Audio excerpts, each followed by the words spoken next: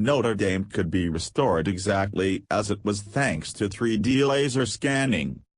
Notre Dame could be rebuilt exactly how it was before the Great Fire which engulfed the cathedral thanks to precision laser scanning carried out several years ago.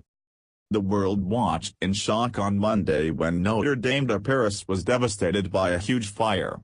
The iconic spire and a large part of the cathedral's roof was destroyed by the blaze as firefighters rushed to try to contain the blaze just before 7 p.m. local time. The huge fire burned for 8 hours and was largely extinguished in the early hours of Tuesday morning, but the damage was already done. However, the great cathedral could be restored precisely to its former glory thanks to 3D laser scanning which was carried out in 2015.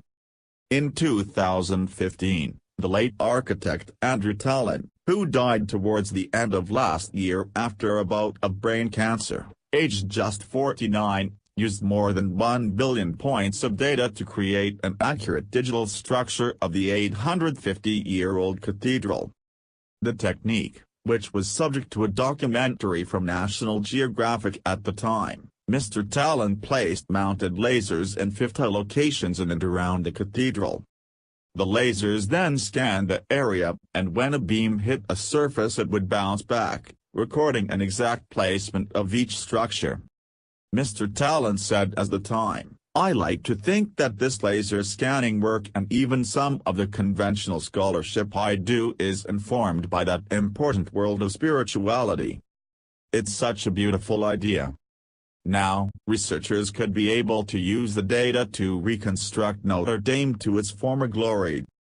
Robert Bork, an architectural historian at the University of Iowa, told Wired, "Every time they have a cathedral that needs restoration and tender loving care, there's the question of, do you make it Disneyland, or do you let it decay?